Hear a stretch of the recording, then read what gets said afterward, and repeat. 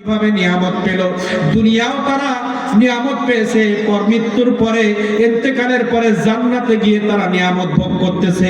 এখন তারা কিভাবে নিয়ামত পেয়েছে?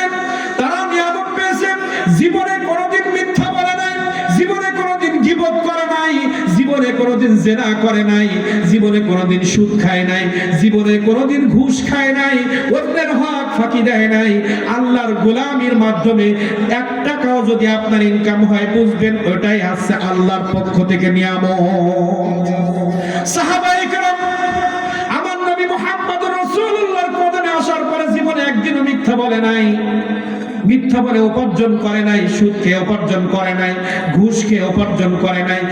টাকা হলে শুধু নিয়ামত হবে না, আমার উপার্জন যদি হালাল পথে না হয়, ওটা জাহান্নামের খাদ্য, ওটা জাহান্নামের জমি। কেউ যদি কারোর জমি ফাঁকি দিয়ে তার নামে লিখে নাই, ওটা নিয়ামত প্রাপ্ত জমি না, ওটা গজব প্রাপ্ত জমি। কেউ যদি সুদের টাকার মাধ্যমে বাড়ি করে, ওটা জাহান্নামের বাড়ি। কেউ যদি হালাল পথে ব্যবসা করে 10 তলা বাড়ি করে, ওটা জান্নাতের বাড়ি। আর কেউ যদি ঘুষ খেয়ে বাড়ি করে, ওটা জাহান্নামের বাড়ি, ওটা নিয়ামত না। নিয়ামত কোনটা? যে সম্পদের মধ্যে আল্লাহ রাসূল খুশি আছে। এখন বলেন, সুদের মধ্যে আল্লাহ রাসূল আছে? ঘুষের মধ্যে আছে?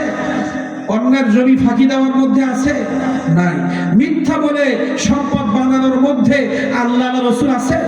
এক কথায় আমি সূত্র বলে দিচ্ছি, আপনার স্ত্রী যদি আপনার খেদমত করে, 5 ওয়াক্ত নামাজ পড়ে, পর্দার মধ্যে থাকে, আপনি বুঝবেন আপনি নিয়ামত প্রাপ্ত স্ত্রী পেয়েছেন। আপনার টাকা যদি হালাল পথে আসে, আপনি বুঝবেন টাকাটা নিয়ামত আল্লাহর পক্ষ থেকে। অসৎভাবে আসলে বুঝবেন ওটা নিয়ামত না, ও দিয়ে শুধু রোগ হবে, নামাজ ইবাদত কবুল হবে না, মৃত্যুর পরে জাহান্নামে যাওয়া লাগবে। তাহলে নিয়ামত পেয়েছে নবীরা, শহীদরা, এরা কেউ আল্লাহর হুকুমতের বাইরে ইনকাম করে নাই, কথা বলে নাই। নিয়ামত প্রাপ্ত স্ত্রী কি? যে স্ত্রী পর্দা করে, যে স্ত্রী 5 ওয়াক্ত নামাজ পড়ে, রমজানে রোজা করে, মুখ খুলে বেগানা পুরুষের সামনে যায় না এবং আপনার খেদমত করবে, বুঝবেন এই স্ত্রী হচ্ছে আল্লাহর পক্ষ থেকে আমার জন্য নিয়ামত। আর যে স্ত্রী বেপরদায় থাকবে, যে স্ত্রী বেপরদায় থাকবে, স্বামীর সাথে খারাপ ব্যবহার করবে, স্বামীর সম্পদের অবমূল্যায়ন করবে, স্বামী আমানত হিসেবে টাকা রেখেছে, সেটা আরেকজনকে দিয়ে দিয়েছে, সে নামাজ পড়ে না, সন্তানকে নামাজের তাকিদ দেয় না, এই স্ত্রী গজব প্রাপ্ত, এটা নিয়ামত নয়। আর কোন স্ত্রী যদি নিয়ামত প্রাপ্ত স্বামী দাবি করে, যে স্বামী 5 ওয়াক্ত নামাজ পড়ে, হালাল পথে উপার্জন করে, হালাল পথে উপার্জন করে না, হালাল পথে উপার্জন করে, 5 ওয়াক্ত নামাজ পড়ে, রমজানে রোজা রাখে, কাউকে ফাঁকি দেয় না, মিথ্যা বলে না, ওই স্ত্রী নিয়ামত প্রাপ্ত স্বামী পেয়েছে। বুঝতে পেরেছি আমরা? নিয়ামত কারা পেয়েছে? নবীরা পেয়েছে। যদি আমরা নিয়ামত নিতে চাই, তা নবীরা যে পথে চলেছে, শহীদরা যে পথে চলেছে, ওলিরা যে পথে চলেছে, হক্কানি উলামায়ে কেরাম যে পথে চলেছে, ওই পথে চললেই আপনি আল্লাহর নিয়ামতের মধ্যে থাকবেন। দুনিয়াও বরকত হবে, পরকালে জান্নাত হবে। বুঝতে পেরেছি? আর সেই পথের জন্য কিন্তু আজকে মাহফিল। সব ওলির কাছে যাওয়া যাবে না। যে ওলির মধ্যে নামাজ নাই, যে ওলির দরবারে গাঁজা খায়, যে ওলির দরবারে জেনা হয়। আমাদের সমাজে এখন অনেক কবিরাজ বের হয়েছে, নামাজ রোজা করে না, কিন্তু ফুতে কাজ হয়। ওর ফুতে কাজ হওয়ার কারণে মারা যাওয়ার পরে কবর পাকা করে উপরে গম্বুজ দিয়ে মাজার বানায়। এরা ভণ্ড। আল্লাহর পক্ষ থেকে ওলি আর নিজে সেজে ওলি, আকাশ পাতাল ডিফারেন্স। আমার গৌসুল আজম খুলনবী রাহমাতুল্লাহ আলাইহি, বড় পীর আব্দুল কাদের জিলানী, সিদ্দিক আকবর রাদিয়াল্লাহু তাআলা মাধ্যমে যে বেলায়েতের নূর ধারাবাহিকতা আসছে, ওই বেলায়েতের নূর দিল্লির দরবার থেকে নিয়ে আসছে, এটা ডাইরেক্ট রাসূল থেকে আসছে। একটা হচ্ছে ডাইরেক্ট আমার নবীর পক্ষ থেকে আসা, আমার দিল্লি হুজুর সাহেব কিবলা রাহমাতুল্লাহ আলাইহি, ওমরে ফারুক রাদিয়াল্লাহু তাআলা ডাইরেক্ট বংশধর। এনা হচ্ছে নিয়ামত প্রাপ্ত ওলি। আর যার কোনো মুরব্বী নাই, যার সিঁড়ি আমার সিদ্দিক আকবর পর্যন্ত নাই, রাসূল পর্যন্ত নাই, এরা ভণ্ড। এদের কাছে গেলে আপনার আমার হেদায়েত হবে না। এজন্য নিয়ামত প্রাপ্ত ওলি তারা, যারা ডাইরেক্ট বেলায়েতের নূর সিরিয়াল বাই সিরিয়াল আসছে। নিজে নিজে পীর দাবি করলে ওটা ভণ্ড। পীর একজনের মাধ্যমে খেলাফত নিয়ে পীর হতে হয়। এগুলো যাচাই বাছাই করে যদি আমরা না চলে আমরা গুমরাহী হয়ে যাব। এজন্য বাপজানেরা, আজকে এই মাহফিলে এসেছি, আল্লাহ রাব্বুল আলামিন ঘোষণা দিলেন, ওয়ালাউ আদনা হালাল কুরা আমানু ওয়াত্তাকু লাফাতাহনা আলাইহিম বারাকাতিন মিনাস সামা।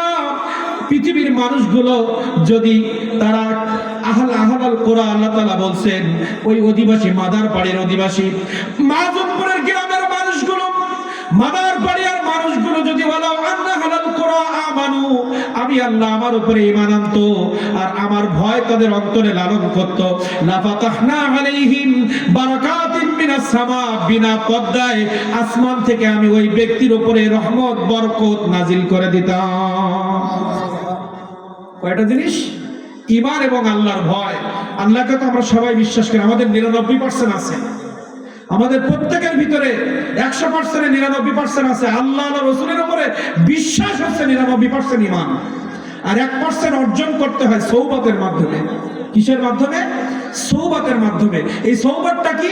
আল্লাহ তাআলা বললেন, ঈমান আনার পরে যদি আমি আল্লাহ আমার ভয় তোমার অন্তরের মধ্যে নিতে পারো, তুমি মৃত্যুর সাথে সাথে জান্নাতে চলে যাবে। খুব খেয়াল করে কথাগুলো শুনে বাপজান, আমি গজলের মধ্যে কাহিনীর মধ্যে যাচ্ছি না। আমরা অল্প সময়ের ভিতরে আমরা ঈমানদার হয়ে এখান থেকে যাতে যেতে পারি, আমরা একেবারে নিষ্পাপ হয়ে যেতে পারি, আমি সেজন্য কিছু দিক নির্দেশনামূলক কথা বলছি।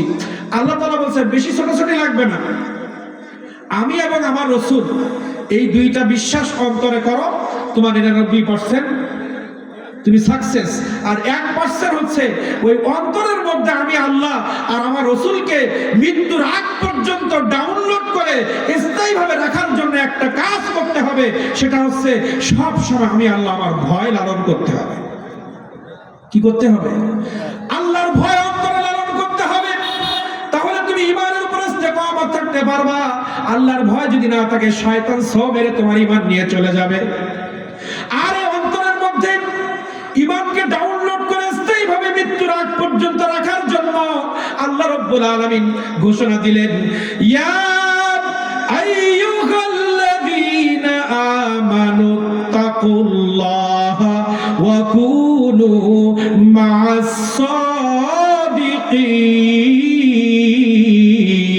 সাদিকিন। আল্লাহু আকবার। তোমরা যদি তাকওয়া অর্জন করতে পারো, তাকওয়া যদি অর্জন করতে পারো, আর তাকওয়া অর্জন করার জন্য একটা মেডিসিন আল্লাহ রাব্বুল আলামিন দিলেন, সেটা কি? মা'আস সাদিকিন। ইয়া আইয়ুহাল্লাযীনা আমানু তাকুল্লাহা ওয়া কুনু মা'আস সাদিকিন। যারা সত্য কথা বলে, যারা ভালো মানুষ, হক্কানি আলেম, হক্কানি ওলি, তাদের সওবাতে যদি যাও, তোমার ঈমানটা মজবুত হয়ে যাবে। আর ওই মজবুত ঈমান দিয়ে মৃত্যুর সঙ্গে সঙ্গে তুমি জান্নাতি হয়ে যাইবা। ঈমান পাকাপোক্ত করার জন্য একজন বন্ধু বানাতে হবে, যে বন্ধু আল্লাহ আল্লাহ করে, যে বন্ধু মিথ্যা বলে না, যে বন্ধু সুদ খায় না, ঘুষ খায় না, নামাজি, হক্কানি ওলি, হক্কানি আলেমের সওবাতে থাকতে হবে। আমরা এখানে যদি বলি আমরা সবাই কি ঈমানদার? হাত তোলেন। আমরা কি ঈমানদার না বেঈমান? ঈমানদার যারা মা বোনরা সবাই হাত তোলেন তো। আমরা কি ঈমানদার? সবাই হাত তোলেন। ইয়া রাসূলুল্লাহ, ইয়া হাবিবাল্লাহ, ইয়া রাসূলুল্লাহ, তুমি জীবন, তুমি মরণ, আধার ঘরে তুমি আপন, তুমি মোদের পারের তরি, তুমি নিধানে তারানে ওয়ালা, ইয়া রাসূলুল্লাহ, ইয়া হাবিবাল্লাহ, ইয়া রাসূলুল্লাহ।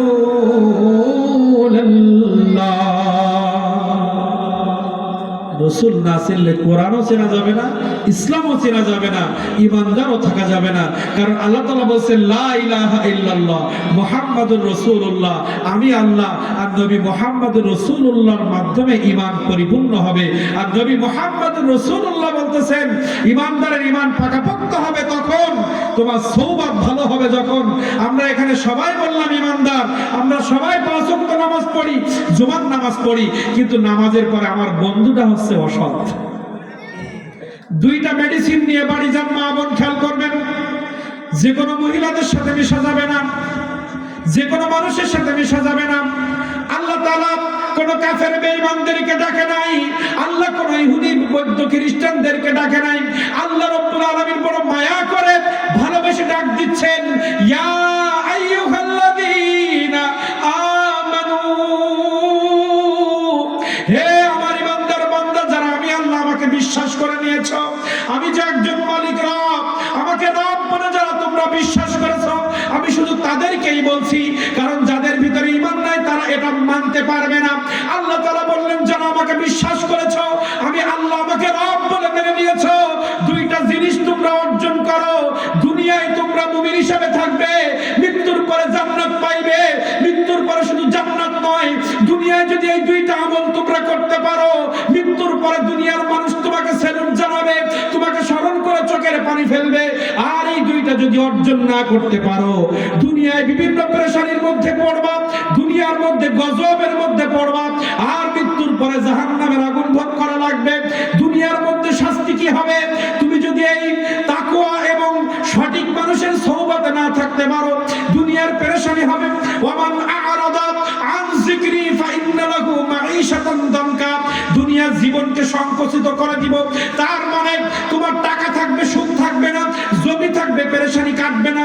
তোমার লক্ষ লক্ষ টাকা থাকবে, সব সময় মাথার মধ্যে পেরেশানি, সন্তান নিয়ে টেনশন, সন্তান আরেকজনের হাত ধরে চলে গেছে, সন্তান সব সময় ফ্রি ফায়ার নিয়ে ব্যস্ত। আমার 100 বিঘি জমি আছে, কিন্তু সন্তানকে মানুষ বলে কি সন্তান যে জন্ম দিছে। কোন সন্তান সম্পর্কে যদি এমন রেজাল্ট আসে অমুকের সন্তান বেয়াদব হয়ে গেছে, আমার সমাজে আর কোনো ইজ্জত আছে? ইজ্জত নাই। আমার 100 বিঘি জমি থেকে কি হবে? আমার স্ত্রী যদি পরকিয়া করে, কোটি কোটি টাকা থেকে আমার সমাজে কোনো মূল্য নাই। আমার সন্তান যদি গাঁজা খায়, ইয়াবা খায়, সিনেমা দেখে, কনসার্টের ব্যবস্থা করে, তাহলে ওই রকম সন্তান থেকে আমার কোনো লাভ নাই। আমাদের পূর্বপুরুষ যারা ছিল, আমাদের বাপ দাদার ইতিহাস পড়ে দেখেন, একজন বাবার 10টা সন্তান, 1 বিঘাও জমি ছিল না, কায়িক পরিশ্রম করে সংসার চালাইতো। সকালে খাওয়ার, দুপুরে খাওয়ার নাই, দুপুরে খাওয়ার, রাতে খাওয়ার নাই, কিন্তু তাদের জীবনটা ছিল সুখে ভরা, কারণ তারা ছিল হালাল পথে উপার্জনকারী, তারা ছিল সত্যবাদী। আজকে আমাদের লক্ষ লক্ষ টাকা, টাইলসওয়ালা বাড়ি, কারণ পালসার, কারণ অ্যাপাচি, কারণ টিভিএস, কারণ মেট্রো প্লাস, অনেক সম্পদ আছে। 50 বিঘা জমি আছে, 100 বিঘা ঘের আছে, কিন্তু তার কাছে শুনবেন আপনি সুখী আছেন না, সুখে নেই। কেন? স্ত্রী কথা শোনে না, সন্তানটা অমানুষ হয়ে গেছে। আপনি টাকার পিছনে ছুটবেন, নামাজ আজান হচ্ছে, মসজিদ বাদ দিয়ে আপনি ব্যবসায় চলে গেলেন, আজান হচ্ছে, আল্লাহ বলছে আমার ঘরে আসো, আমার ঘরে আসো, এত নিয়ামত তোমাকে দিয়েছি, সুন্দর চোখ দিলাম, নাক দিলাম, কান দিলাম, চেহারা দিলাম, এত সুন্দর বডি এক্সার দিলাম, তুমি আমাকে বাদ দিয়ে আজান হচ্ছে, আমি ডাকছি মসজিদে, তুমি শয়তানের পিছনে পিছনে ছুটলে। আমাদের বাপ দাদারা বেশি জানতো না, কিন্তু তারা আমল করতো সঠিক, ইনকাম করতো কষ্ট করে। আর আমরা সুদের মাধ্যমে টাকা, ঘুষের মাধ্যমে টাকা, মিথ্যা বলে টাকা, অমুকের পিছনে ঘুরে টাকা, অমুকের বাস দিয়ে টাকা, অমুকের জেলে ঘুরে টাকা, অমুকের নামে একটা বাজে কথা বলে ওখান থেকে 10,000 হাঁকায়ে আপনি কিভাবে সুখ? আল্লাহ তাআলা বলছে তোর জীবনটা কোরআনের বাইরে, ইসলামের বাইরে, শরীয়তের বাইরে তুমি উপার্জন করবা, চলবা, তোমার জীবনটা আমি সংকুচিত করব। তার মানে ঘরটা ছোট, জায়গা জমি হবে তা না, তুমি সবকিছু অর্জন করবা, কিন্তু তোমার মাথার মধ্যে টেনশন থাকবে, স্ত্রী নিয়ে পেরেশানি, সন্তান নিয়ে পেরেশানি। কথা বলেন? আমাদের বাপদাদারা এতগুলো সন্তান মানুষ করেছে, 2000 টাকা মাসে কামায়, আর আমার এখন 50,000 টাকা কামাই করেও আমার সংসারে শান্তি নাই। কেন নাই? আমরা ইহদিনাস সিরাতাল মুস্তাকিমের থেকে অন্যদিকে চলছি। জুমায় মসজিদ ভর্তি হয়ে যাচ্ছে। ইহুদিরা বলেছিল যেদিন দেখবা আজকে আমরা ইসলাম কায়েম করার জন্য বিভিন্ন স্লোগানের মধ্যে চলে গেছি, আমরা ওয়াজ মাহফিল করছি, তাফসীরুল কোরআন মাহফিল করছি, বক্তা এসে স্টেজ বাড়িয়ে 50,000 টাকা নিয়ে যাচ্ছে, ফ্রি ফায়ার বন্ধ হয় না, বেনামাজি বন্ধ হয় না। ইহুদি বলেছিল পণ্ডিত, যখন দেখবা জুমার দিন যেমন ভাবে মসজিদ ভরে যায়, 5 ওয়াক্ত নামাজে মসজিদ যদি জুমার মতো মানুষ হয়, মনে করবো ইসলাম কায়েম হয়ে গেছে। ইসলাম কায়েম হয়ে গেছে। আজান হয়েছে, মানুষ ক্যারাম বোর্ড খেলছে। আজান হয়েছে, চায়ের দোকানে বসে গল্প করছে। আপনি নামাজ কাজা করে লক্ষ টাকা উপার্জন করে আপনি নিয়ামত পাবেন না, শান্তি পাবেন না। এজন্য আল্লাহ তাআলা বলছেন, ইমানদার হওয়ার জন্য দুইটা মেডিসিন আল্লাহ দিয়েছেন। আল্লাহ কাফেরদেরকে ডাকে নাই, আল্লাহ ইহুদিদেরকে ডাকে নাই, বৌদ্ধদেরকে ডাকে নাই, বিধর্মীদেরকে আল্লাহ ডাকে নাই।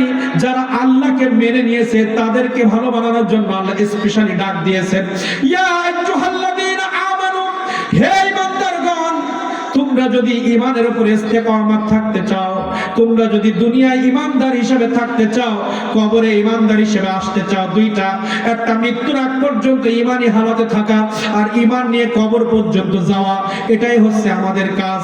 আর এই ঈমান নিয়ে থাকা, ঈমান নিয়ে যাওয়ার জন্য আল্লাহ তাআলা বললেন, ইত্তাকুল্লাহ ওয়া কুনু মা'আস সাদিকিন।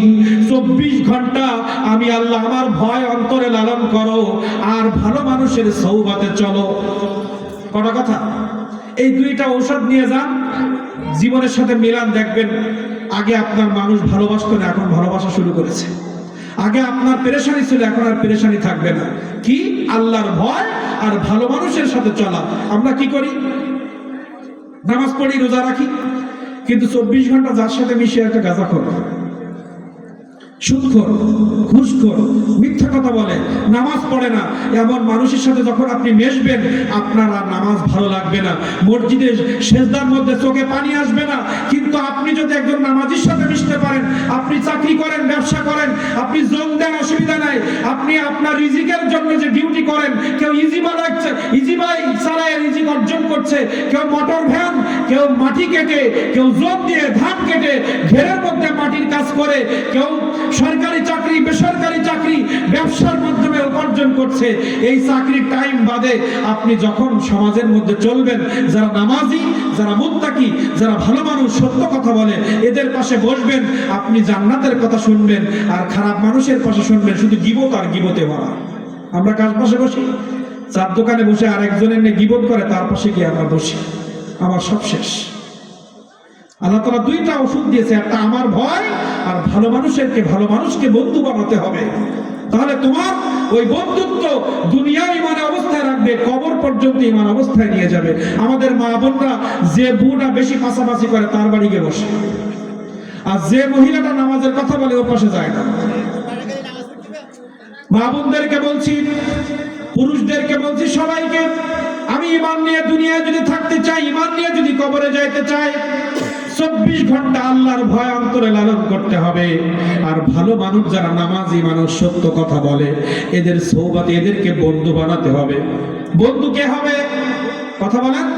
নামাজিরা আমার বন্ধু, কোরআন তেলাওয়াত যারা করে এরা আমার বন্ধু, যারা আউলিয়া কিরামেরা আমার বন্ধু, যারা হক্কানি আলেমেরা আমার বন্ধু। বেনামাজি আমার বন্ধু হতে পারে না।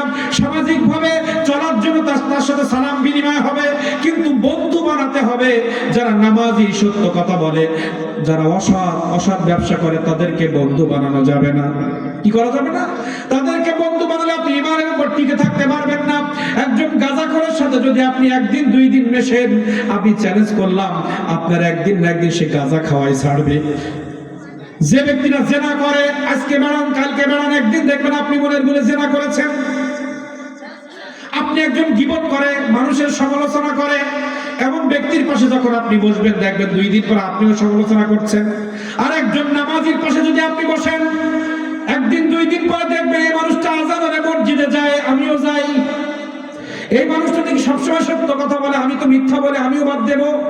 কারণ ভালো মানুষের সওবাতে গেলে আপনার অন্যায় আপনি ছাড়তে পারবেন, আর ভালো মানুষের সওবাতে না গেলে অন্যায় ছাড়তে পারবেন না। আল্লাহর ভয় কিভাবে লালন করতে হয় আল্লাহ রাসূল বলেছেন, তুমি পৃথিবীর জমিনে যখন কোনো কাজ করবা, মনে করবা তুমি আল্লাহকে দেখে দেখে কাজ করতেছো। আল্লাহর ভয় কিভাবে লালন করতে হয় রাসূল শিখাচ্ছেন। সাহাবায়ে কেরাম বলেন, আল্লাহ রাসূল, আল্লাহ তো বলেছেন 24 ঘন্টা আল্লাহর ভয় অন্তরে লালন করা আর ভালো মানুষের সওবাতে থাকা। আপনি তো জান্নাতি, আপনি তো শ্রেষ্ঠ নবী, আপনার সওবাতে আসি একটা পালন হয়ে গেছে। আর তাকওয়া কিভাবে অর্জন করব? আমার নবী বলেছেন, তুমি যখন খেতে বসবা তুমি যখন তোমার চাকরির চেহারে বসবা, তুমি যখন তরকারির ব্যবসার মধ্যে বসবা, তুমি যখন কারোর ঘেরের মধ্যে জোরের জন্য যাইবা, তুমি যখন কারোর রাজমিস্ত্রি হও, কাঠ মিস্ত্রি হও, তুমি ইজি বাইক চালাও, তুমি ভ্যান চালাও, তুমি যে রিজিকের জন্য যে কাজের মধ্যে যখন যাইবা, তুমি মনে করবা ওই কাজটা আমি করতেছি আল্লাহকে দেখে দেখে করো। তুমি জন দিচ্ছ মনে করো আল্লাহ আমার সামনে, তাহলে জনের মধ্যে ফাঁকি দিতে পারবো না। তুমি যখন তরকারি ওজন করছো, 1 কেজি বেগুন দিচ্ছ, 1 কেজি ডাউল দিচ্ছ, 1 কেজি তেল তুমি একজন ক্রেতার কাছে বিক্রি করতেছো, তুমি মনে করবা আল্লাহ তোমার সামনে দাঁড়ানো, তাহলে তুমি ওজনে কম দিতে পারবা না। কোন মা বোন যখন বাড়ির থেকে বের হবে, উনি চিন্তা করবে আল্লাহ আমাকে দেখতেছেন, তাহলে বেপরদায় বেরোতে পারবে না। কোন মা বোন যখন স্বামী 1 লাখ টাকা এনে দিল, বিদেশে চাকরি করে 5 লাখ টাকা স্ত্রীর অ্যাকাউন্টে পাঠিয়েছে, সে মনে করবে এই টাকা আল্লাহ তাআলা দেখছেন, এই স্বামীর টাকা। স্ত্রীরা কি করে, স্বামী বললে 5 লাখ টাকা পাঠাইলাম, কি করেছো? 2 লাখ আমার চিকিৎসায় খরচ করেছে। আসলে চিকিৎসায় খরচ করে নাই, বয়ফ্রেন্ডকে দিয়েছে। সাইডলাইন তার একটা অ্যান্ড্রয়েড মোবাইল কিনে দিয়েছে, স্বামীর কাছে ফোন করে বলছে 250 10 দিন ভর্তি ছিলাম, 50,000 চলে গেছে। কেউ দেখে নাই, দেখেছে কে? কথা বলেন। আল্লাহ রাসূল বলছেন তুমি যখন যে কাজটা করবা, মনে করবা তুমি আল্লাহকে দেখে দেখে করতেছো, আল্লাহ তোমার সামনে। তুমি যখন নামাজের মধ্যে সিজদা দিবা, মনে করবা আল্লাহ আমার সামনে, সিজদার মধ্যে চোখে পানি এসে যাবে। তুমি যখন কোরআন মাজিদ তেলাওয়াত করবা, তখন মনে করবা আমার তেলাওয়াত আল্লাহ শুনতেছে, তেলাওয়াতের মধ্যে সৌন্দর্য আসবে। তুমি যখন বক্তৃতা দিবা, তুমি মনে করবা আল্লাহ আমার বক্তৃতা শুনতেছে, তোমার বক্তৃতার মধ্যে ফাহিশা কথা আসবে না।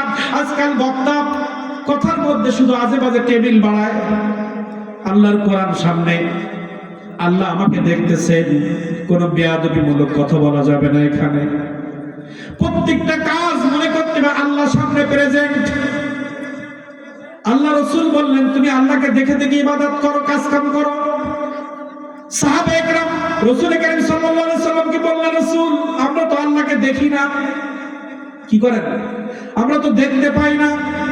রাসূল কারীম সাল্লাল্লাহু আলাইহি সাল্লাম বললেন তুমি যদি আল্লাহকে না দেখতে পাও, তুমি মনে করো আল্লাহ তোমাকে দেখতেছে।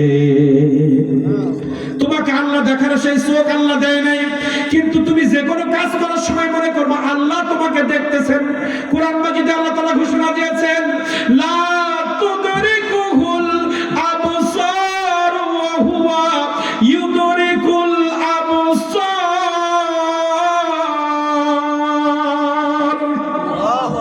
আল্লাহ তাআলা বললেন বান্দা লা তুদরিকুহুল আবসার, তুমি আমাকে দেখে দেখে ইবাদত করো। যদি মনে করো আমাকে দেখতে পাও না, ওয়া হুয়া ইউদরিকুল আবসার, আমি আল্লাহ তোমাদেরকে দেখতেছি। আল্লাহর ভয় অন্তরে লালন হবে তখন, আল্লাহ হাজির নাজির রেখে কাজ করব যখন, জোরে ফাঁকি হবে না। ঘুষের টাকা নিতে গেলে চিন্তা করতে হবে আল্লাহ দেখতেছেন, ঘুষ খাওয়া যাবে না। সুদের টাকা নেওয়ার সময় চিন্তা করতে সুদ আল্লাহ হারাম করেছেন, আল্লাহ স্বয়ং দেখতেছেন, এই সুদে স্পর্শ করা যাবে না। জিনার জন্য আপনার মন চাচ্ছে, আপনি চিন্তা করবেন আল্লাহ আমাকে দেখছে, জিনা করা যাবে না। কথা বলেন। তাহলে আল্লাহর ভয় অন্তরে আনার জন্য মেডিসিন দুইটা, একটা হচ্ছে আল্লাহকে দেখে দেখে ইবাদত করা। ইবাদত মানে কি? নামাজ পড়া শুধু, জোন দেওয়া ইবাদত, ব্যবসা করা ইবাদত, চাকরি করা ইবাদত, রাস্তা দিয়ে হাঁটা ইবাদত, ইজি বাইক চালানো ইবাদত, মোটর ভ্যান চালানো ইবাদত, রডের ব্যবসা ইবাদত, রাজমিস্ত্রির কাজ ইবাদত। যে কাজ করবেন প্রত্যেকটা যদি আপনি সৎভাবে করেন, সবটা ইবাদতের মধ্যে চলে যাবে। আর আল্লাহ তাআলা বলছেন আমি শুধু নামাজ পড়ার জন্য তোমাকে সৃষ্টি করি নাই, রোজা রাখার জন্য সৃষ্টি করি নাই। ওমা খলাকতুল জিন্না ওয়াল ইনসা ইল্লা লিয়াবুদুন, 24টা ঘন্টা আমার গোলামি করার জন্য, ইবাদত করার জন্য পৃথিবীতে আমি তোমাকে পাঠিয়েছি। তুমি ঘুমাইতে যাবা, তুমি যখন ঘুমাইতে যাবা আল্লাহর নাম নিয়ে সূরা ফাতিহা ইখলাস পড়ে ঘুমাইতে যাবা, সারা রাত তোমার ইবাদতের সওয়াব হবে। আর তুমি একটা সিরিয়াল, একটা নাটক দেখে ঘুমাবা, সারা রাত গুনাহ হবে। কি হবে? গুনাহ হবে। মেহেরবান তুমি মেহেরবান, মেহেরবান তুমি মেহেরবান, মেহেরবান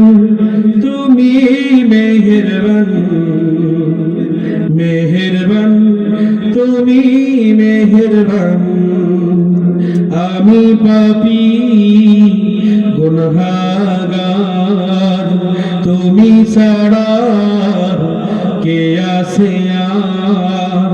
ক্ষমা করো ও গো প্রভু, ক্ষমা করো ও গো প্রভু, তওবা করি বারে বার, রহিম রহমান ইয়া করিম মেহেরবান, মেহেরবান তুমি মেহেরবান, মেহেরবান তুমি মেহেরবান। আল্লাহু আকবার। আপনারা কি বিরক্ত হচ্ছেন? বিরক্ত হচ্ছেন না? কথা বলবো কিছুক্ষণ, এখনই শেষ করবো। কথা বলবো না শেষ করবো বলেন? আপনারা যারা আছেন তারা, কারণ শ্রোতা যদি না চায় বক্তা যতই মাইক ফাটাই দিক কাজ হবে না। একটা আপনাদের শুনতে হবে এবং বক্তার জন্য দোয়া করতে হবে। ওখান থেকে কি করতে হবে? বক্তার জন্য যদি আপনি দোয়া না করেন, আপনি যদি সুন্দরভাবে না শোনেন, সারাদিন ওয়াজ করলেও কোনো ফায়দা হবে না। এখন বলেন কিছুক্ষণ কি চলবে? বলেন কিছুক্ষণ চলবে? আল্লাহ তাআলা আমাদেরকে কবুল করেন, সকলে বলে আমিন।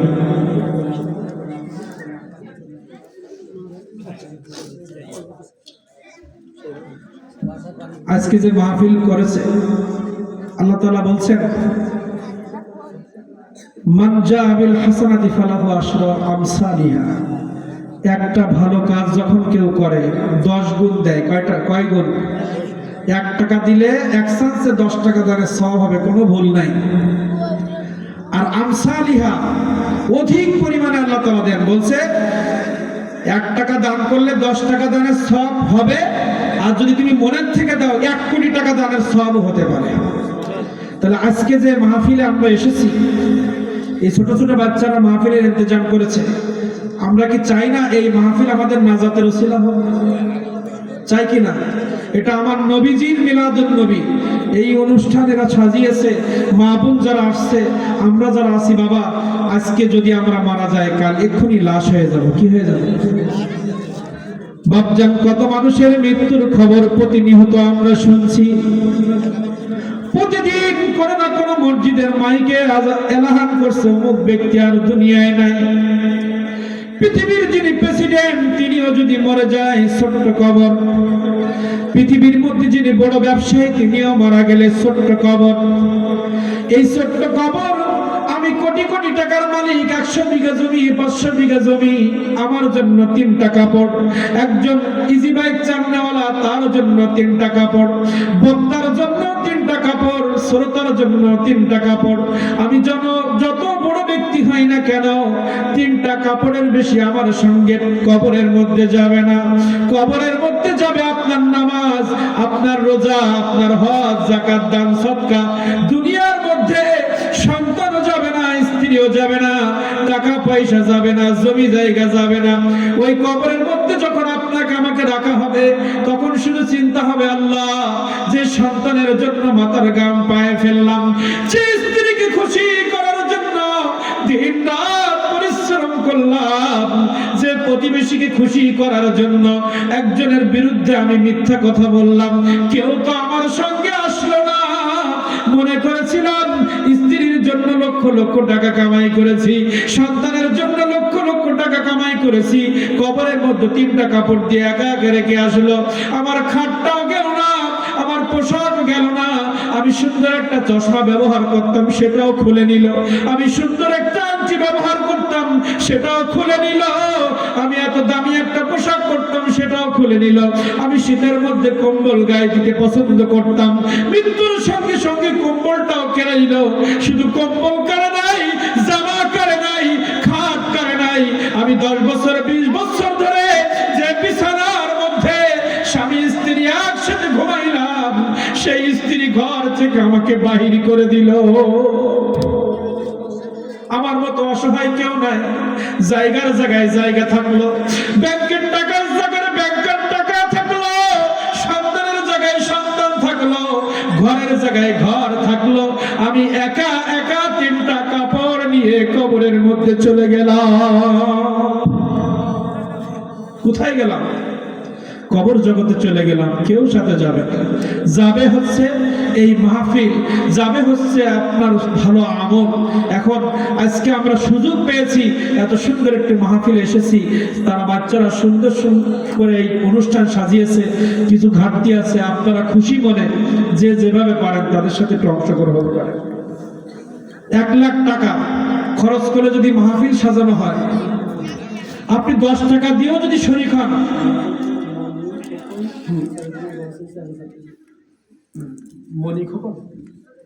মাহাজনপুর নিবাসী মনি খোকন ভাই এই মাহফিলের জন্য 1000 টাকা দান করেছে। সকলে বলেন মারহাবা। সকলে দোয়া করে আল্লাহ তাআলা তাকে আপনি ঈমানের উপরে ইস্তেকামত থাকার তৌফিক দিন। তার পূর্বপুরুষ যারা কবরস্থ হয়েছে, আল্লাহ এই 1000 টাকার মাধ্যমে আল্লাহ তার পূর্বপুরুষকে আপনি জান্নাতি করে দেন। আল্লাহ আমার ভাইয়ের আয় রোজগারে বরকত দেন, নামাজ রোজায় বরকত দেন, ঈমান আমলের ভিতরে অপরন্ত বরকত ও নিয়ামত দান করেন। মা বোনদের ভিতরে একজনের পাঠান, একজন। কারণ আমার রাসূল করিম সাল্লাল্লাহু আলাইহি ওয়াসাল্লাম মিরাজ থেকে আসার পরে মহিলাদের উদ্দেশ্যে বলেছেন, তোমরা বেশি বেশি আল্লাহর রাস্তায় দান করো। কারণ আপনার নাম ও এত সুন্দর সাউন্ডের ব্যবস্থা করেও ওরা তৃপ্তি হচ্ছে না, তারপরেও 200 টাকা এই মাহফিলের জন্য অংশগ্রহণ করেছে। আল্লাহ আমার ভাইকে তুমি জান্নাতি করো। আল্লাহ তারা পূর্বপুরুষ যারা কবরস্থ হয়েছে, আজকে জানেন এই মুহূর্তে কবর বসে আমাদের পরে খুশি হয়ে গেছে। আমার সন্তান ওখানে বসে গেছে, আমার সন্তান চোখের পানি ফেলে আমার জন্য দোয়া করবে, আমার সন্তান মাহফিলের মধ্যে কিছু অংশগ্রহণ করবে। এই অংশগ্রহণ কারণ আবু বকর সিদ্দিক রাদিয়াল্লাহু তাআলা আনহুর ঘোষণা, কোনো বানানো কথা নয়। মান আনফাকা দিরহামান ফি মাওলুদিন নবী সাল্লাল্লাহু আলাইহি ওয়াসাল্লাম রফিকি ফিল জান্নাহ। আবু বকর সিদ্দিক রাদিয়াল্লাহু তাআলা ঘোষণা দিয়েছেন, মিলাদুন নবী, আমার নবীর মিলাদুন নবী পালন করার জন্য মান আনফাকা দিরহামান, একটা দিরহাম যদি কেউ খরচ করে, রফিকি ফিল জান্নাহ, আমি আবু বকর আমার সাথে সে জান্নাতি হবে। মিলাদুন নবীর এত ফজিলত, এই মিলাদুন নবীতে 1 টাকা খরচ করলো আবু বকরের সাথে জান্নাতের। ওমর রাদিয়াল্লাহু তাআলা ঘোষণা দিয়েছেন, মিলাদ আলী রাদিয়াল্লাহু, ওমর রাদিয়াল্লাহু তাআলা, সিদ্দিক আকবর, 3টা হাদিস শরীফ আছে। ওমর রাদিয়াল্লাহু তাআলা ঘোষণা দিয়েছেন, যারা মিলাদুন নবীতে খরচ করবে সে, আমি ওমর আমার সাথে জান্নাতে থাকবে।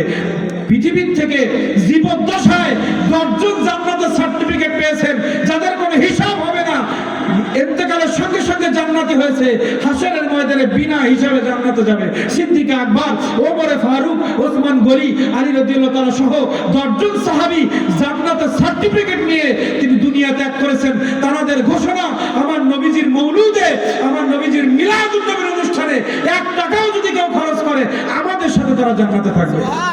কারণ আমার নবীর মিলাদ না হলে এই মাহফিল আসতো না, আমার নবীর মিলাদ না হলে নামাজ হতো না, আমার নবীর মিলাদ না হলে এই কোরআন মাজিদ আমরা পাইতাম না, আমার নবীর মিলাদ না হলে বাইতুল্লাহ জিয়ারত করা নসিবে আমাদের যুক্ত না।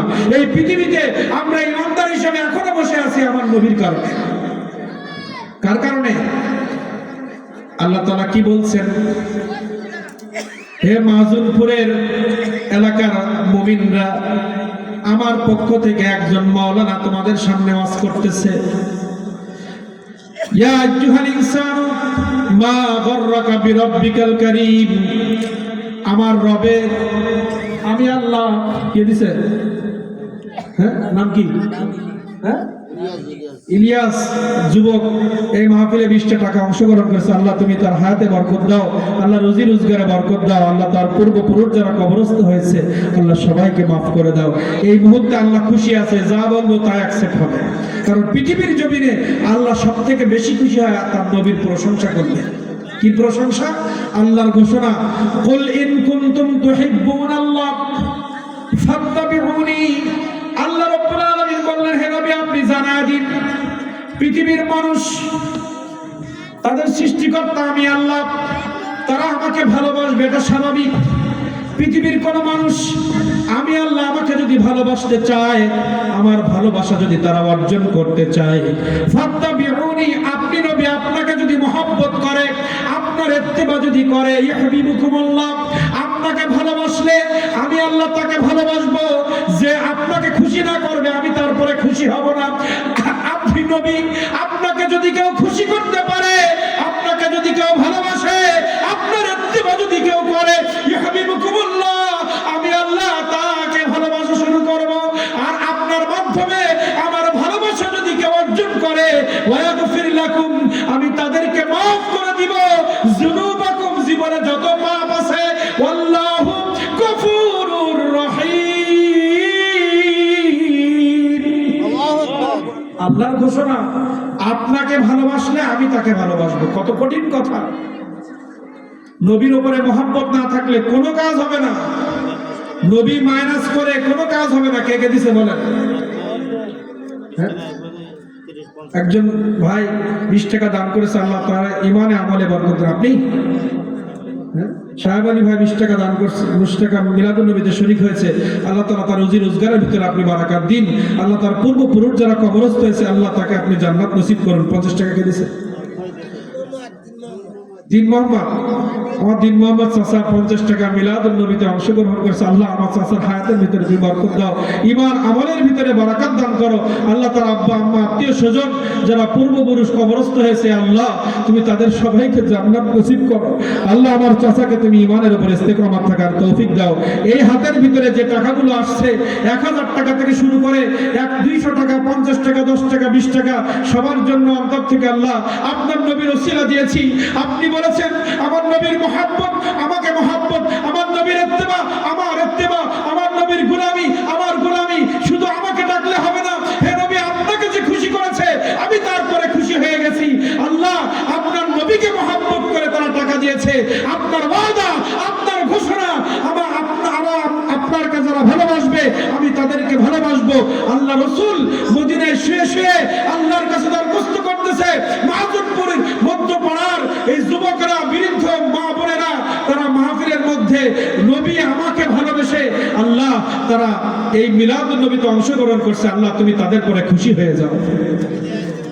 এই মাহফিলের জন্য আল্লাহর নবী আল্লাহর কাছে এই মুহূর্তে দোয়া করতেছে, হে আল্লাহ, তারা দেখো মাহাজনপুর মধ্যপাড়া এলাকার যুবকরা, ছোট ছোট বাচ্চারা, মুরব্বীরা, এই পর্দানিশীল মা বোনেরা, তারা আমাকে খুশি করার জন্য তারা টাকা আমার মিলাদুন নবীতে দিচ্ছে। হে আল্লাহ তুমি তাদেরকে ক্ষমা করে দাও। মদিনায় শুয়ে শুয়ে আমাদের জন্য আল্লাহর কাছে দোয়া করতেছে। এক চান্সে কবুল হবে ইনশাআল্লাহ। কারণ নবীর খুশি এটা কোনো সময় মিস যাওয়ার নয়। যারা যারা আল্লাহ রসুলকে খুশি করতে চান সবাই অংশগ্রহণ করেন। খুশির প্ল্যাটফর্ম সবাই আসে না, কারণ সবসময় কিন্তু আল্লাহ খুশি থাকে না। আল্লাহ খুশি থাকে তখন একটা বান্দা যখন আল্লাহর গোলামির মধ্যে বসে, একটা বান্দা যখন দুরুদের মজলিসের মধ্যে বসে, তখন আল্লাহ বলতেছেন, কোন গোষ্ঠী, কোন এলাকার মানুষ যখন আমার জিকির, আমার নবীজির দুরুদের মজলিসে বসে আমি আল্লাহ আমাকে স্মরণ করে, আমি আসমান থেকে ডাইরেক্ট তাদের উপরে রহমত নাজিল করি। আল্লাহ রহমত মানে ক্ষমা, ক্ষমা। আল্লাহর ঘোষণা কি বলতেছি, বাপজান খুব ভালো করে একটু খেয়াল করেন। আল্লাহ তাআলা কি বলেছেন? যখন কোন মজলিসে আমার জিকির হয়, আমার কোরআন মাজিদের বয়ান হয়, আমি নবী মুহাম্মদুর রাসূলুল্লাহ আমার জিকির হয়, তখন আল্লাহ তাআলা বলছেন বিনা পর্দায় আরশে আজিম থেকে ওই এলাকার মধ্যে, ওই মজলিসের মধ্যে আমি রহমত নাজিল করি, ক্ষমা নাজিল করি, ক্ষমা, ক্ষমা। এই মুহূর্তে আল্লাহর কোরআন সাক্ষ্য, এই মুহূর্তে এলাকার কবরবাসীর আযাব বন্ধ হয়ে গেছে। এই মুহূর্তে এলাকার কোন কবরের মধ্যে মুমিনদের কবরে আযাব হচ্ছে না। আল্লাহর ঘোষণা, যে এলাকার মধ্যে আল্লাহর জিকির হয়, নবীর দুরূদ হয়, ওই এলাকায় আল্লাহর রহমত নাজিল হয়। আল্লাহর রহমতের মধ্যে আছে ক্ষমা, আল্লাহর রহমতের মধ্যে আছে রিজিক। আজকে এখন যদি আমরা আমাদের ঈমানের জন্য দোয়া চাই, আমাদের ঈমান পোক্ত হয়ে যাবে। আমরা সন্তানের জন্য দোয়া করে আমার সন্তান নামাজি হয়ে যাবে। মা বোনরা যদি দোয়া করে আমি পর্দার মধ্যে থাকতে চাই, আমি স্বামীর খেদমত করতে চাই, আল্লাহ কবুল করে নিবে। কেউ যদি চোখের পানি ফেলে বলে আল্লাহ জীবনে অনেক গুনাহ করেছি, আর গুনাহ করব না, এই মুহূর্তে জীবনের সব গুনাহ আল্লাহ মাফ করে দিবেন। কারণ এখন আল্লাহ ক্ষমা করার জন্য প্রস্তুত আছে। আর যখন প্রস্তুত থাকে ওইটা গ্রহণ করতে হয়। সবসময় কিন্তু আল্লাহ খুশি থাকে না। আপনি চায়ের দোকানে বসে আছেন, আল্লাহ আপনার পরে খুশি না, চাইলেও দিবে না। আপনি মানুষের সাথে গল্প করছেন, চাইলেও দিবে না। কারণ এই মজলিসের জন্য জন্য আল্লাহ দিবেন, এটা আল্লাহর ঘোষণা। কার ঘোষণা? এখানে যা করবেন সব কবুল হয়ে যাবে ইনশাআল্লাহ। এজন্য যার যার সামর্থ্য অনুযায়ী আমরা এই মুহূর্তে 50 টাকা, আরো 50 টাকা, 20 টাকা, 10 টাকা অনেকেই অংশগ্রহণ করেছেন। আল্লাহ তাআলা সবকিছু দেখতেছেন। তাবারকের ব্যবস্থা আছে, সবাই তাবারক নিয়ে যাবেন। আর এই বাচ্চাদের জন্য মন খুলে দোয়া করবেন। আল্লাহ তাআলা, আমি মন খুলে দোয়া করি তাদেরকে আল্লাহ তাআলা জান্নাত নসিব করবেন। আজকে দেখেন এই বাচ্চাদের একটা সন্তান, যুবক ভাইরা যারা আছে তাদেরকে সবাইকে বলছি, আপনি চিন্তা করেন যারা সুদ খায় তাদের সমাজের মানুষ ভালোবাসে? আল্লাহ তাআলার ঘোষণা, ইন তাজতানিবু কাবাইর, কি ইন তাজতানিবু কাবাইর, বড় গুনাহ থেকে যদি তোমরা বাঁচতে পারো ছোট গুনাহ অটোমেটিক মাফ হয়ে যাবে। বড় গুনাহ কি? শিরক। বড় গুনাহ হত্যার সাথে জড়িত। বড় গুনাহ জিনা করা, সুদ খাওয়া, ঘুষ খাওয়া, পিতামাতাকে কষ্ট দেওয়া, মিথ্যা কথা বলা, মিথ্যা কসম করা, ওয়াদা খেলাপ করা, সমালোচনা করা, কি করা? ওয়াদা খেলাপ করা, আমানতের খেয়ানত করা, এগুলো সব বড় গুনাহ। এই গুনাহগুলোর থেকে যদি আমরা বাঁচতে পারি আমরা এমনি নিষ্পাপ হয়ে কবরে যাব ইনশাআল্লাহ। এজন্য এই বড় গুনাহ থেকে আমাদের বাঁচার চেষ্টা করতে হবে। আল্লাহ তাআলার ঘোষণা। আজকে এই মাহফিলের মধ্যে এই যে যুবকরা ইন্তজাম করে, দেখেন বড় গুনাহ শুধু গুনার কাজ না। আপনাদের কাছে প্রশ্ন করি, যে ছেলেটা সবসময় জেনা করে তাকে মানুষ কি ভালোবাসে? একটা সমাজের মধ্যে যে ঘুষ খায় চাকরি করতে গিয়ে, তার সামনে সবাই হাই হ্যালো সালাম বিনিময় করে, কিন্তু পিছনে তার কি ভালোবাসে? তাহলে বুঝতে হবে মানুষ যেটা ভালোবাসে না আল্লাহ সেটা ভালোবাসে না। মিথ্যা কথা সমাজে যে বলে তাকে মানুষ ভালো বলে? একজন মানুষ সুদ খেতে খেতে মারা গেছে, তার কিন্তু বলে ও সুদ খেতে, ওরা আল্লাহ কি শাস্তি দেবে। কিন্তু একটা নামাজি মানুষ যদি মারা যায়, তার কিছুই নেই, কেউ তাকে চিনত না, তার কোনো বাড়ি ছিল না, গাড়ি ছিল না, কোনো সম্পদ ছিল না, সে শুধু মসজিদের সাথে তার সম্পর্ক ছিল। এই মানুষটা যখন মারা যায়, জানাজায় গিয়ে বলে এই মানুষটা নামাজি ছিল। এই বাহাদুরপুর একজন মারা গেছে, সবাই বলতেছে মৃত্যুর আগ পর্যন্ত সে মসজিদ আর মসজিদ, বাড়ি আর মসজিদ। তা আমি জানাজায় একটা কথা বলেছিলাম, বাপজানেরা আজকে এই মানুষটা সম্পর্কে আমরা সবাই বললাম ইনি নামাজি ছিল, ইনি মিথ্যা বলতো না, কোনোদিন কারোর সমালোচনা করতো না, কারোর সাথে খারাপ ব্যবহার করতো না। কিন্তু আপনি যদি নামাজ না পড়েন জানাজায়, তো আমরা মিথ্যা কথা বলতে পারবো না। আমরা এমন কিছু কাজ করি ওই জানাজায় দাঁড়িয়ে যেন বুক খুলে বলতে পারি আমার এই ভাই, আমার এই যুবক ভাই নামাজি ছিল, আমার এই যুবক ভাই কনসার্ট করতো না, আমার এই যুবকরা, এই শিশু কিশোররা মিলাদ, এখন যদি শিশু কিশোরের কেউ একজন মারা যায় জানাজায় বলবে এ ইসলামের সাথে ছিল, এ মাহফিলের সাথে ছিল। আর যদি কনসার্ট দেয় মৃত্যুর সময় জানাজায় বলবে এ কনসার্টের সাথে ছিল, এ সুদের সাথে ছিল, এ ঘুষের সাথে ছিল। এটা দোয়া না বদদোয়া? আর নামাজের সাথে ছিল, এটা দোয়া না বদদোয়া? এজন্য জানাজা সবার হবে। মা বোন যারা আছে আপনাদেরকে বলি, মা যাদের বিবাহ হয়েছে তাদের জন্য আমার রাসূল ঘোষণা দিয়েছেন, বিবাহিত স্ত্রীর মাত্র 5টা কাজ। কয়টা কাজ? স্বামীর খেদমত, রমজানের রোজা, 5 ওয়াক্ত নামাজ, চক্ষু হেফাজত, লজ্জাস্থান হেফাজত, আর কিছু দরকার নেই। এই 5টা কাজ করবেন, আপনি জান্নাতি। আপনি কি? আর যারা বিবাহ হয় নাই এই মেয়েদেরকে চোখ আর লজ্জাস্থান আর সৌন্দর্য, বুকের মাধ্যমে সৌন্দর্য হয়, চেহারার সৌন্দর্য হয়। সূরা নূরের মধ্যে বলতে কুল্লিল মুমিনাতি ইয়াগদুদনা মিন আবসারিহিন্না ওয়া ইয়াহফাযুনা ফুরুজাহুন্না। মা বোন যারা, তারা যদি তাদের চোখ, তাদের বুক, তাদের মুখ এগুলো যদি হেফাজত করতে পারে, আল্লাহ রাসূল বলেছে এরা জান্নাতি। তাহলে এই কাজগুলো করবেন। আর আমরা কি করব? আল্লাহর ভয় লালন করব আর ভালো মানুষের সাথে চলার চেষ্টা করব। বাবা এক্ষুনি মারা গেলে জানাজায় দাঁড়িয়ে বলতে হবে এই মানুষটা সবসময় বাজে লোকের সাথে ঘুরতো। আর যদি আপনার সঙ্গী ভালো হয়, আপনার নামাজ থাকে, আমরা বুক ফোলায় বলবো আমার চাচা, আমার ভাই ইনি নামাজি ছিল, এক্ষুনি আল্লাহ আপনাকে মাফ করে দিবেন। জানাজা তো একটা দোয়া। এই জানাজায় দাঁড়িয়ে কোনো ইমাম, কোনো এলাকার মানুষ যদি বলে এই মানুষটা নামাজি ছিল, এই মানুষটা মানুষের বিপদে পাশে যেত, কোনোদিন মিথ্যা বলতো না, তৎক্ষণিক আল্লাহ আপনাকে মাফ করে দিবে।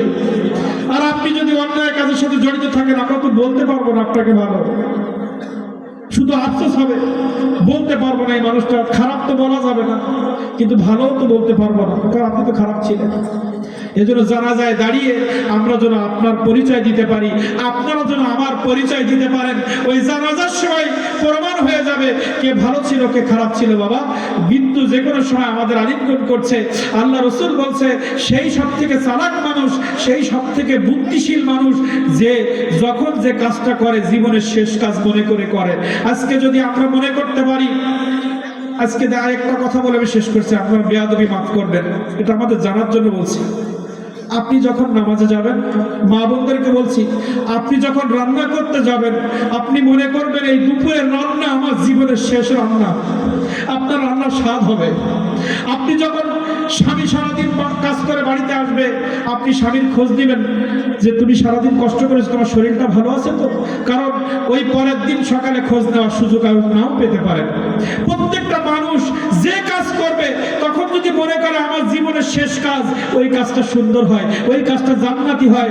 জোহরের নামাজে গিয়েছি, আমার যদি চিন্তা হয় আল্লাহ আমার জীবনের শেষ নামাজ, আসরের আগে যদি আমি মারা যাই, তখন আপনার চোখে অটোমেটিক পানি আসবে। আপনি যদি মনে করেন আজকে চেয়ারে, আপনি চাকরির চেয়ারে বসেছি, আমি আগামীকাল এই চেয়ারে আর বসতে পারবো না, হতে পারে সে প্রধানমন্ত্রী, হতে পারে সে মন্ত্রী, হতে পারে সে এমপি, চৌকিদার, চেয়ারম্যান, মেম্বার, ব্যবসায়ী, চাকরিজীবী, যেই হোক না কেন, তার চেয়ারে বসে যদি সে একটা জিনিস চিন্তা করে আজকে আমি এই চেয়ারে বসেছি, আগামী দিন বাঁচবো কিনা জানি না, এই চিন্তা করে যদি সে কাজ করে, ওই চেয়ারে বসে অন্যায় করবে না। আজকে আমি তরকারি বিক্রি করার জন্য বসেছি, আজকে আমি চায়ের দোকান করেছি, মুদির দোকান করেছি, আমাকে চিন্তা করতে হবে আজকে আমি ব্যবসার দোকান খুলেছি, আজকে রাত্রে যদি স্টক করে মারা যায়, ঘরে আগুন লেগে মারা যায়, আমি যদি কালকে অ্যাক্সিডেন্টে মারা যায়, তাহলে পরের দিন দোকান খুলতে পারবো না। আজকে আমাদের জীবনের শেষ ব্যবসা, আপনি আল্লাহর কসম করে বলি ওই ওজনে কম দিতে পারবে না। এজন্য যখন যে কাজ করব মনে করব আমার জীবনের শেষ কাজ। আজকে আমরা নিয়ত করি এই মাহফিল কার জীবনের শেষ আমরা কেউ জানি না, তাহলে চোখে পানি আসবে, জীবনের গুনাহ মাফ হয়ে যাবে। নিষ্পাপ হওয়ার একটাই মেডিসিন, যখন যে কাজ করব মনে করব আমার জীবনের শেষ কাজ, দেখবেন এই কাজের ভিতরে বরকত হবে। বিসমিল্লাহির রহমানির রহিম। কদ জাআকুম মিনাল্লাহি নূরুন ওয়া কিতাবুম মুবিন।